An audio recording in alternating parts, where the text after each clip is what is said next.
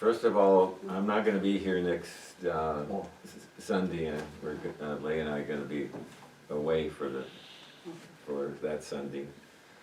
Let me open us in prayer. Lord, thank you as always for your word. Thank you for its meaning in our life, our instructions in how to carry out our daily activities. Lord, we are so blessed to have the freedom to come to study your word without oppression that so many other people have. Lord, open our minds and our hearts to your word so we can understand your instructions. In your son's name I pray, amen. Amen. So the next short section, 12, 11 to 13, is Paul's finally finishing up his full speech. Remember, he was doing this to basically undercut the what he called super apostles that had come to Corinth and was kind of taking over the church in a way that he didn't like. And so we've been talking about that. I know it's been a couple weeks since we met because of the holidays, but he's been showing them how foolish the what he called super apostles were. The culture at that time, remember that the people listened to speakers, somewhat you might say as entertainment, and they would really look at somebody in a way, if the person could convince them with their rhetoric. And often, if they're in a group like this and they're having a speaker like that, somebody would suggest a topic, and it was important for that person then to convince the crowd what they said was true. And that's how they got some money, but the sovereignty was with the crowd, not with the person speaking. Paul is trying to show that the sovereignty was God, not with what he was saying. And the people boasting that they're the best speakers and they had all these things that the Corinthians looked at. They would look good, they were healthy, they were wealthy, they were well connected, was really meaningless. It was really foolish, and that's what he's been going on about. But we're about to finish up this section. So I know Linda just came in. I'll start with Charmaine. Since on 12:11.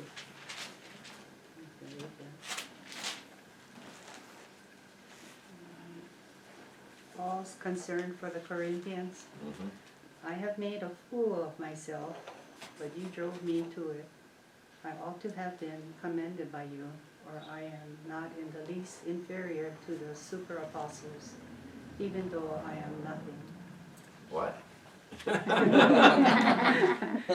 What is he trying to say here?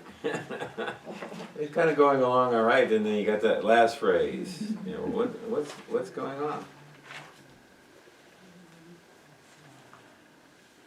It's kind of putting down the super apostles. Oh yeah, he's definitely putting down. That's the whole purpose of this section. And Paul admits to being a fool by adopting the boastful tactics of his opponents, his competitors. And he's showing that they are actually being very foolish by being boastful like that. Paul, remember, has always talked about how he was weak, and the strength that he was showing was God's strength. And by himself he was nothing. His competitors were saying quite the opposite, that they were important, they were strong, they were by themselves. But Paul's always said, I am weak, and shows God's power through me by my weakness for all the things that are going. So he's saying basically he was being a fool for adopting their tactics, but they were also, his competitors were also a fool because they really weren't acting like a fool. They didn't realize how foolish they really were in the eyes of God. And also the Corinthians were fools.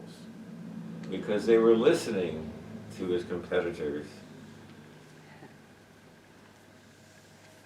and captivated by their boastful behavior. And they really had dishonored themselves by betraying Paul, the apostle that set them up, and failing to defend him.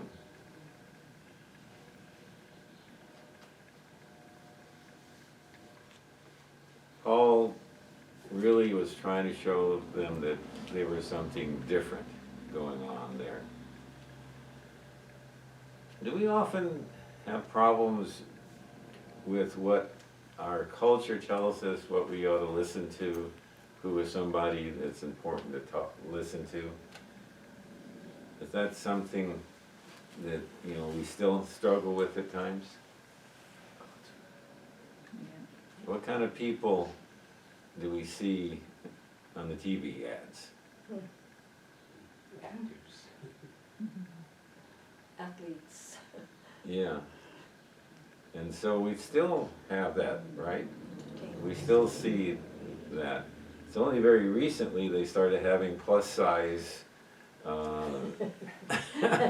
Yeah, even in the catalogs, you have plus sizes now. Right. In And so models, yeah. it used to be, not that long ago, that there are all these really skinny Barbie dolls. Yeah, Barbie There's dolls. tortoises now too. what? There's tortoises. Yes. Oh, yeah?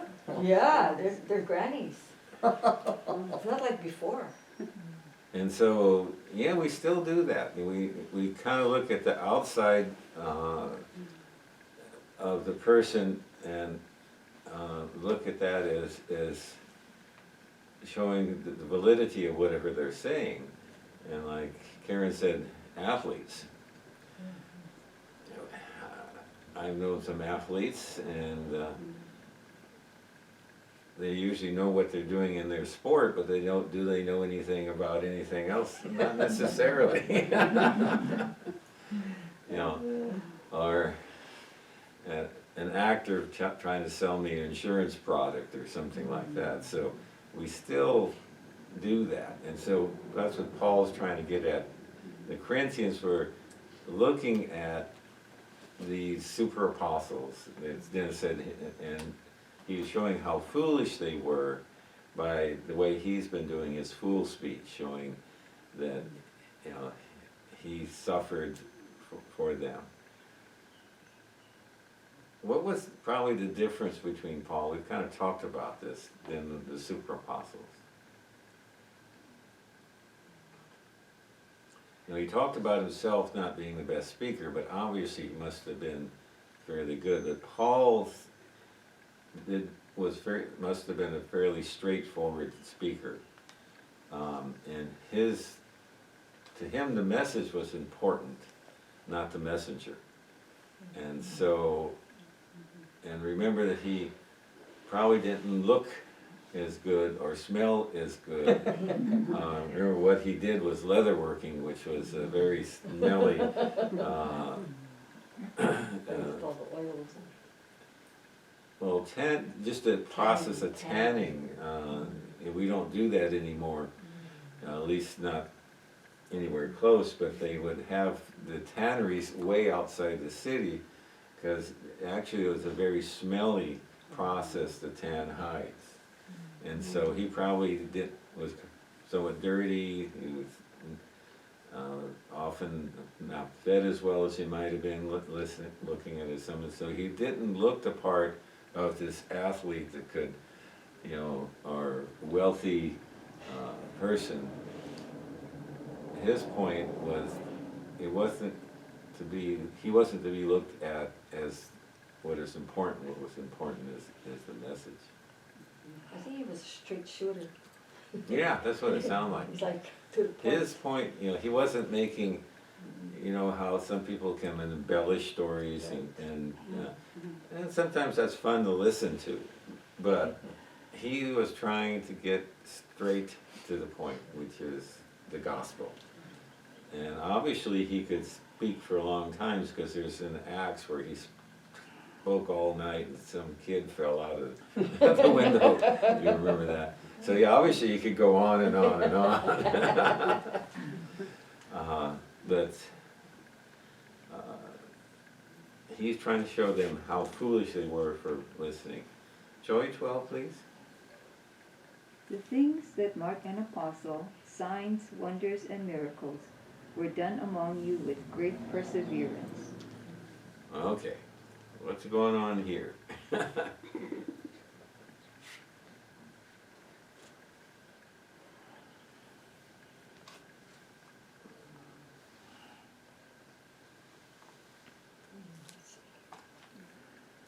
We don't really know, obviously that this was, the way it's written in Greek is something that happened before, or that Paul had set up the Corinthian church. And nobody's really sure what he's talking about here in signs. Is it something that he had shown when he set up the church? Some ways just setting up the church is a sign and a miracle. Was it something that the competitors say they were doing? Again, it goes back to what is the expectations of the Corinthians for a apostle? And are they supposed to be able to pull the rabbit out of the hat all the time? Do something miraculous all the time? And basically, it's showing that they seem to be confused about what an apostle was. And so he's saying that, these are the marks of apostles. And I did them with you. And so you should believe that I am. Are these other guys doing that? Okay. Karen, 13, please. Okay. How were you inferior to the other churches, except that I was never a burden to you? Forgive me this wrong. Okay, what is this? What kind of saying is this?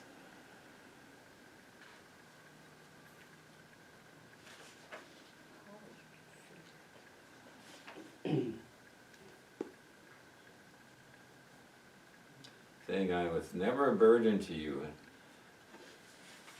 Forgive me for making you inferior.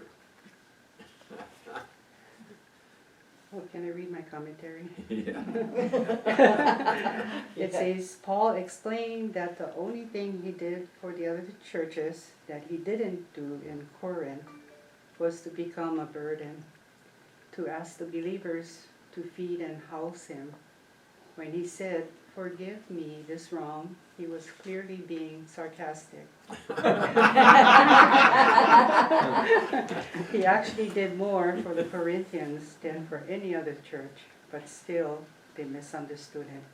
So he's being sarcastic. So when you read the Bible, you need to read it carefully, because it is a letter. And he can be ironic, he can be sarcastic. Sometimes he's quoting them and then showing them why they're wrong. And so sometimes you can't just take a phrase and think that that's, in the sense, gospel, that we have to follow it. We have to pay attention to the context. And he's being sarcastic here. Ironic. And so we have to be a little careful about that sometimes. And so usually what does that mean when we're trying to be sarcastic to somebody? When we're sarcastic to somebody, how are we treating them? What are we trying to say to them when I'm being sarcastic? Like ridicule. What? Ridicule. Ridicule, right. Where, you really look good today when somebody has just fallen into the mud,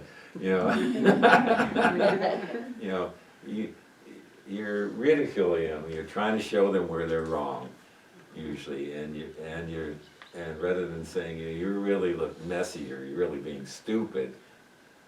I don't know if sarcasm, at least in my family, goes over real well, but that's what this is sarcasm, he's being sarcastic. Remember, his policy, he's gonna go on to in a bit, was not to take assistance in the church he was setting up. And the reason was that was very cultural, and that if there was a wealthy person in the church that then supported Paul, Paul then became, the person became a patron to Paul, and therefore had some control over what Paul was doing and could say. And Paul would accept assistance, and he was accepting assistance when he was in Corinth from the churches he had already set up. And he would later on accept assistance from Corinth when he was elsewhere. But he did not want to be under the beck and call of somebody else. He wanted to be able to express the gospel as freely as he could. And that upset them. That was a slap in the face. You might think of it in some way like Karen wanted to give me a gift, and I said, well, that's just a bunch of junk, I don't really want it. How would Karen feel? Not good. Yeah, and she would not be happy with me. You would hope Paul was trying to be nicer to them than what I just said to Karen. But that's the point, is that some of them were unhappy with Paul because he would not accept assistance. And obviously the super apostles were, from the way he's writing it. And so we look at things a little bit differently because the way our society is. We expect to pay our pastors. We expect to give an honorarium to somebody that comes and the people are giving the message that are not members of our church. And that's expected, but we have to sometimes look at the culture back there. We don't feel in our culture that by us as a group giving the pastor his income, that we actually control him. Well, actually we do a little bit, but it's not so obvious. If we have a pastor that we don't like his message, we would probably get rid of him. We're a corporate church.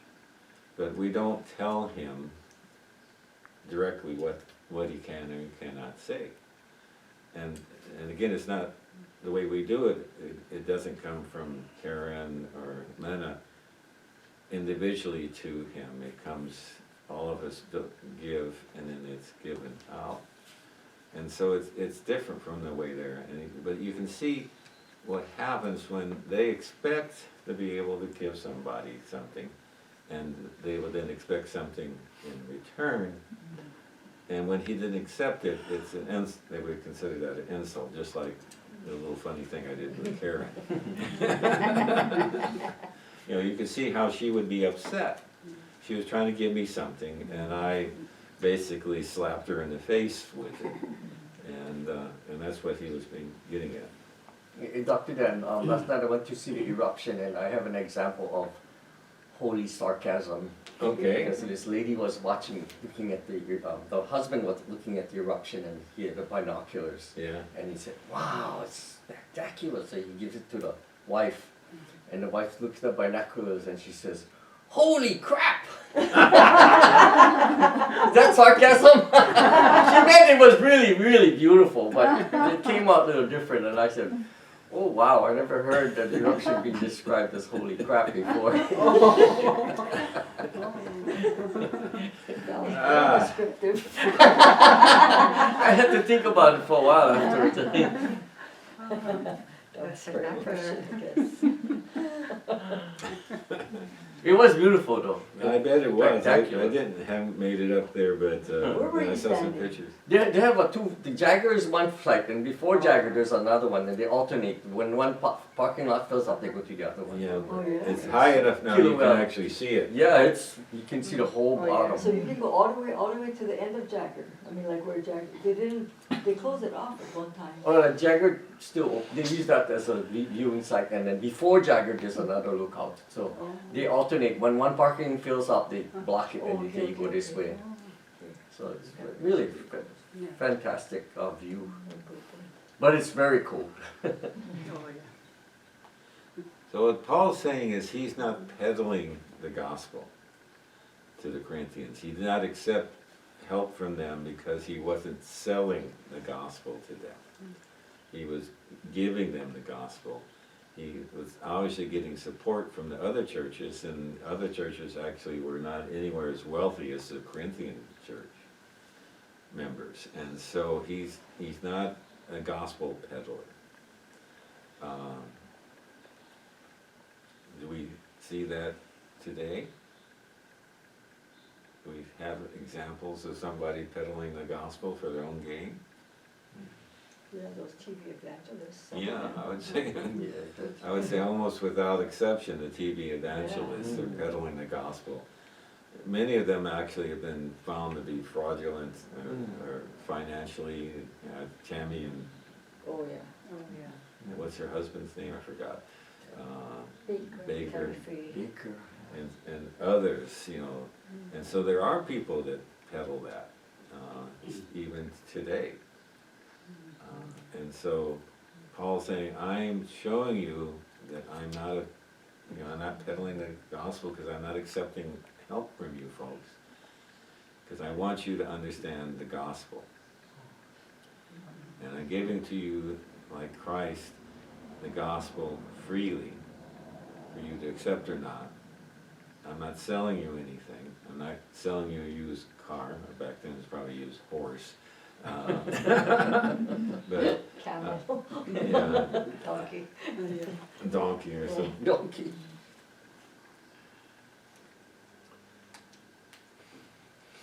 And basically, what does the gospel tell us about relationships between people?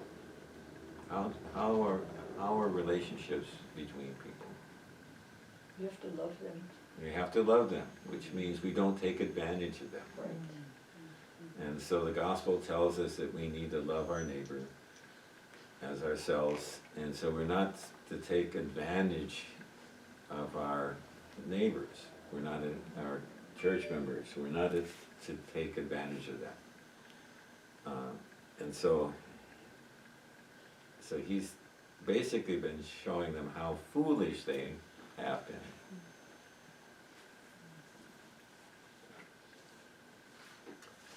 And now he changes the subject for the next sections.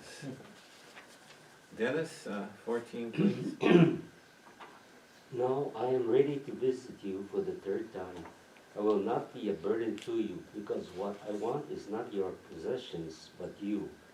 After all, children should not have to save up for their parents, but parents for their children. Okay, so he's now talking about coming back to Corinth. He'd been there, of course, the first time when he set up the church. And where he'd gone up there the second time, when there was some issues and that had not gone well. And so now he's talking about, I am ready to visit you for the third time. Well, does that mean he's coming right now?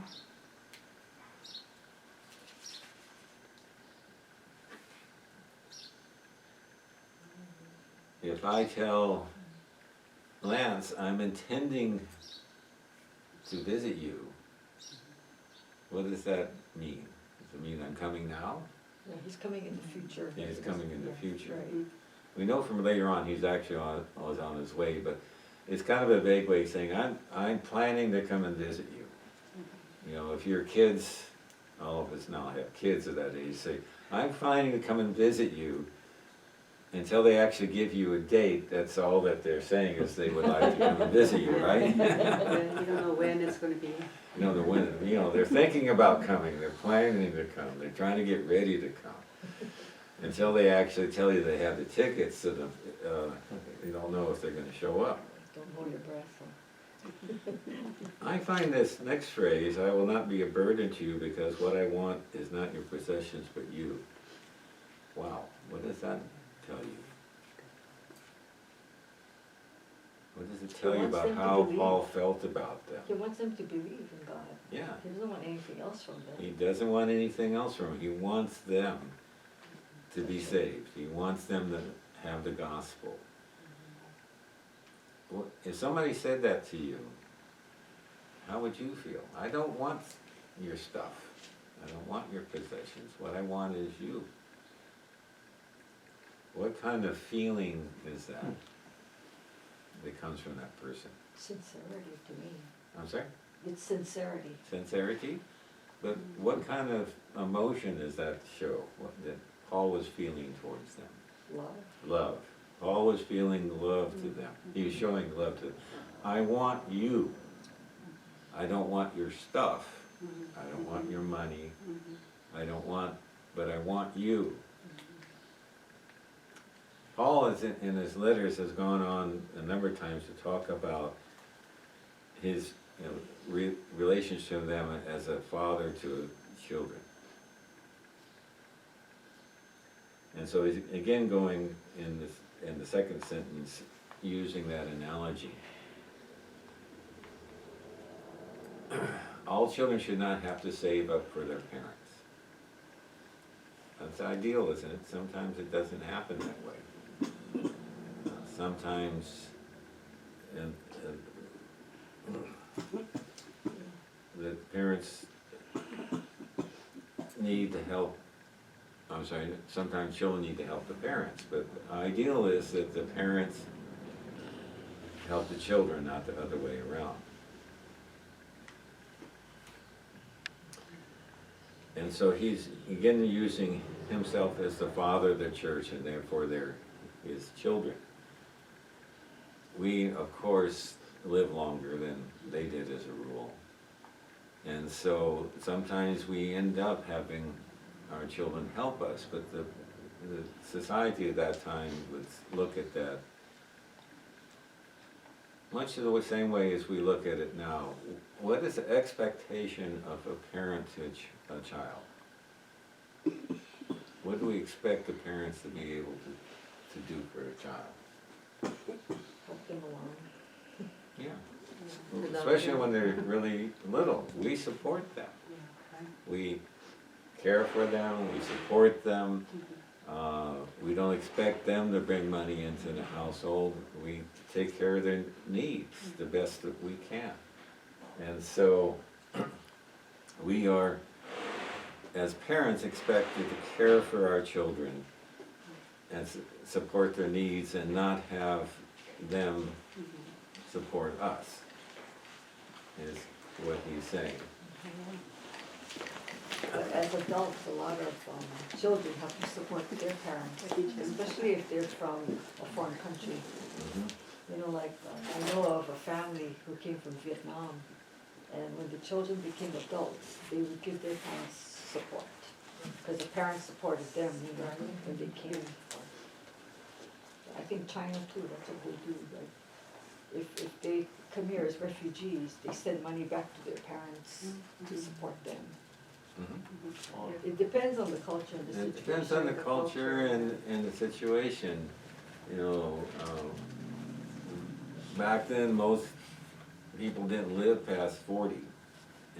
Definitely almost all the women didn't, because, you know, childbirth and all that was very risky. So if you look at the society, who were the older people were almost always men.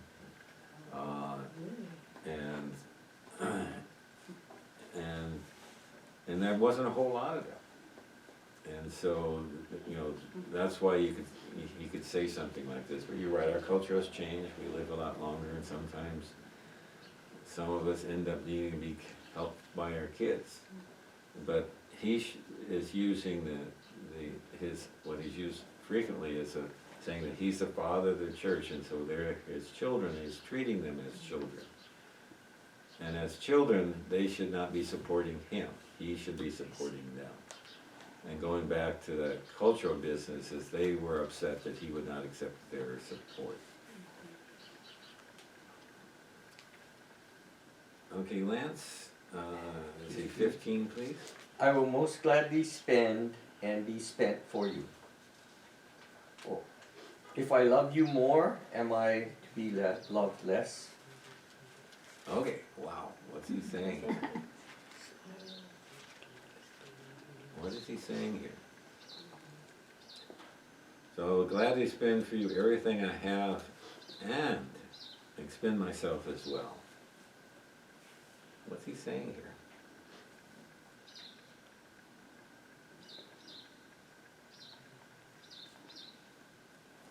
And remember, he's talking as a parent.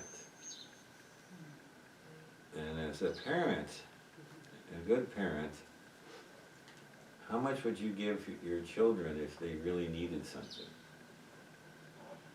As much as you can. Yeah. I'm sorry? As much as you can. Much as you can. afford. Much as you can afford. Yeah. But Paul's saying, I'm gonna spend everything I got. And not only expend everything I got, I'm gonna expend myself. I'm gonna give up myself for you. What kind of, again, feeling is that he has for them? That's Christ-like love. Yeah, that's Christ-like love. He's willing to expend himself, not only his possessions, but himself for their benefit. He's willing to do that for them, and that really shows, as Karen said, Christ-like love. And it seemed to be a difference between him and the super apostles that he has been dealing with, because obviously they were, from the letter, accepting and demanding support from the Corinthians. It was kind of a, maybe almost a radical idea that he would just be giving without expecting anything in return, because he was really trying to convince them of the truth of the gospel. And I guess in that way, he was trying to say to let go of your old practices, like people giving him support, kind of expecting him to say what they wanted to hear him say, because they were a pretty carnal church. So I think he was just trying to kind of turn them around. Yeah, it's very radical what he's saying. We still have some of that, in our society. How many times have you said, oh, they gave me a gift and I didn't give them anything? We still feel that if somebody gives us something, we should give them something in return. It wasn't quite to the extent of their culture, where it was much more, how they got along, not only socially, but financially. So if, Jim is really wealthy, Oh, yes. and he gives Karen something really nice, Karen is supposed to give something back to them. She has to give something back to them. Now she might not have anything physical to give back to them, but she needs to then give him honor, and then he is her patron, and she has to follow what Jim wants her to do. That's how their society works. So you're right, there's a very radical change in their philosophy, way of dealing things. And it was also a very radical changing of their morality. And so it was, Paul was showing them the gospel, and not only in words but also in his behavior, and showing them that this is, I'm not peddling the gospel, I'm not getting anything out of it. This is not my job in the sense of this is where I get my income. He worked as a leather worker that support himself. And so this is, as Joey said, this is extremely radical. It's completely different from our society way of doing things. How do we usually deal with that when something like that comes up? Even now, how do we deal with it? You know when Pastor Ian, who was the pastor of this church, he never had an income from the church, so he kind of exemplified Paul in some way, because he was a teacher, and that's what, and he never really expected income from here, but he did it out of love. I mean, I see that as, you know, it happens today, people do that, but not too many, right? Not too many people will do that. Or be able to do But that? yeah, I'll be able to do that. That's true. But that's why we have what we have in our accounts now, because he never took a salary from the church, but look how we benefited from that. So we should be grateful to him too, you know, for his sacrifice. I mean, that's my feeling. I have respected him a lot more, you know, as a pastor, than somebody who just took it, right? I mean, like. But even now, don't we have trouble when we're trying to change, or the mores in our society are changing? You know, think about how life was in the 1950s Yeah, we didn't have in to lock our regards to doors. women's rights, Right. or a number of things like that. And you know, back then, I wouldn't probably be letting you talk. Women had no say. Women had no say. I probably can't get all the letters right, LBGTQ. You know, that people kept, if they were of that persuasion, they kept it extremely quiet, and it was, and a lot of bad things happened about that. But we're in the mode of moving in a different direction. And when that happens, what do we see? We see resistance. And so we can see that in our society. It means our society is changing. So it's not easy, as Joey said, it's a radical change in the way they dealt with it. And most people don't like that. Do you like change? It would be, if you're honest to yourself, do you like change? You eat the same breakfast, have the same, you know? I know you The get same tired of food. eating the same foods. Yeah, yeah. Most of us don't like change. We even park in the same parking spaces sometimes. Or sit in the same. Sit in the same pew. We have trouble with change. And Paul, I can't say that, Paul is sharing the gospel. If that's not the biggest change that there ever was, I don't know what it was. You know, and that would require somebody really to have ability. So it's not, to me, it's not surprising that the Corinthians were struggling with that. You know, their society was telling them one thing, Paul was trying to tell them other things, and he was gone. And some other people came in, sounding real good, looking real good, and behaving more in their way of dealing with things. I can understand Paul being upset, but I could also understand how they could behave like that, because that's who we are, and we still are, so we have to be careful about that sometimes.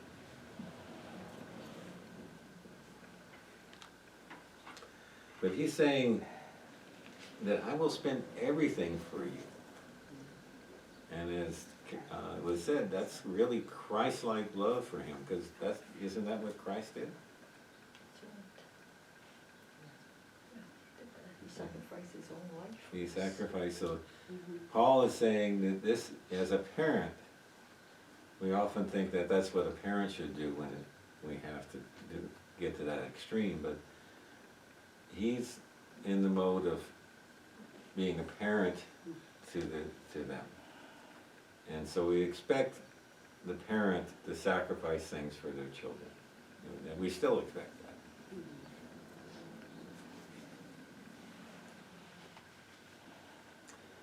Okay, Lee, 16? Be that as it may, I have not been a burden to you, yet, crafty fellow that I am, I caught you by trickery. Okay, so you weren't here, but what way of saying is this? This is sarcasm again. We had some sarcasm a little earlier. And so he's saying, oh, I didn't take any money from you, but I'm being sneaky, so I'm gonna get it somehow else. I'm gonna get the money, your possessions. I'm gonna, bamboozle you. So he's he's being sarcastic. This is probably to do with some of them must have been saying that he was going to take some of the collection, or they've been collecting money to take to the poor in Jerusalem, the poor Christian Jews, and that was something he'd been talking about, and he would go and actually happened. And so the commentators expect that some of them were probably saying that you're going to be skimming off the top off of that. Now, Paul had been very clear in the past that he initially wasn't even going to go with that, and he had some other people that were going to take care of the money, and that they were actually the Corinthians were actually supposed to delegate somebody to go with the money. And so he was, being as clean financially as could be, but it looks like some people are saying, well, okay, you weren't taking any money directly, but you're gonna be sneaky and steal some of our money anyhow. So he's being a little, not being, he's They were being. used to the tax collectors, that's why. Yeah. Yeah, Yeah, well, it took more than this. Yeah. Can I read the commentary? sure. It says, although Paul asked nothing of the Corinthian believers, some doubters were still saying that Paul must have been crafty and made money from them somehow. But Paul again explained that everything he did for the believers was for their edification, not to enrich himself. So edification is to build up the Build church. up, yeah. Build up the church. Our tax structure, I think, is extremely complicated, and therefore the government can bamboozle us. I don't know if it's extremely complicated. But what she was talking about, what Leigh was talking about, is the Roman tax structure is a tax collector had a geographic area he's supposed to collect a certain amount of tax from. The only person that knew, the only people that knew how much that tax he was supposed to collect is his boss and him. The people didn't know exactly how much tax he was supposed to collect. And so he could, and often would, collect quite a bit more than he was supposed to in the give up, and therefore became quite wealthy. And so that's why they were hated so much, because it was, to a lot of them, it's obvious that they were collecting more than they were supposed to. And so that's what she's referring to. So again, he's being sarcastic or ironic.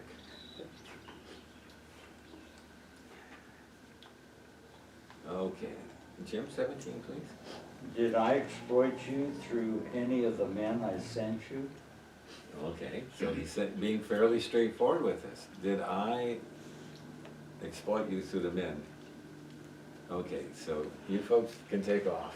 I'm gonna finish up maybe one more verse. Thank you. Oh, again, I'm not gonna be here Next week, yeah. next week. Okay. Next week's service is at 10:15. Yeah. Same, like Same, today. yes, Okay. unless we have another holiday, the weekend 15 for the rest of the year. Okay, thank you. Right, which is probably Easter. Thank you. Thank you. And so Paul, remember, had sent Titus and a couple other guys that he didn't name about the collection. And so, did they exploit them? Well, obviously they hadn't. Leonard, can you read 18, please? I urged Titus and sent our brother with him. Did Titus take advantage of you? Did we not walk in the same spirit? Did we not walk in the same steps? So when somebody is being suspicious of you, how do you deal with that sometimes? You know, what is Paul doing here? Where he's saying, I sent Titus to you, did he exploit you? Did the other guys that came with him exploit you? I'm behaving like them. And somebody's being suspicious, how is Paul trying to deal with that? Seems like he's trying to confront them. Yeah, he's confronting them. He's showing the reality. Okay, you're suspicious that something's going on, but didn't you just see how these guys behaved? Did they take the money from you? Were they being devious? These are people I sent to you. They behave like me. And so sometimes people have conspiracy theories, and if you're ever going to get somebody to not believe in it, you have to show them the reality. So Paul's showing them the reality. Okay, Titus and the other brothers that came with him behaved honorably, did not exploit them, that were not devious, did not steal from them. And they came from Paul, and Paul, behaved the same way. So there's no deviousness going on here. And so he's telling them that. And therefore showing them that the ones that were believing because he wouldn't expect the money from them meant that he was getting it from them some other way. That was wrong.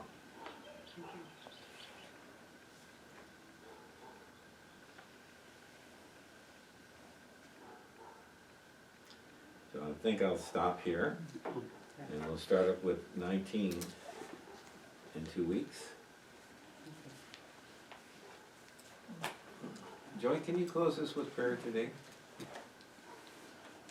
Heavenly Father, thank you again for this time when we can gather and study your word and look into the message that Paul had for the Corinthians that's still applicable to us today. We just thank you that you have brought to light into our minds and our hearts the true meaning of what Paul was trying to get across to the Corinthians, that Jesus died for us while we were yet sinners, not expecting anything in return except that we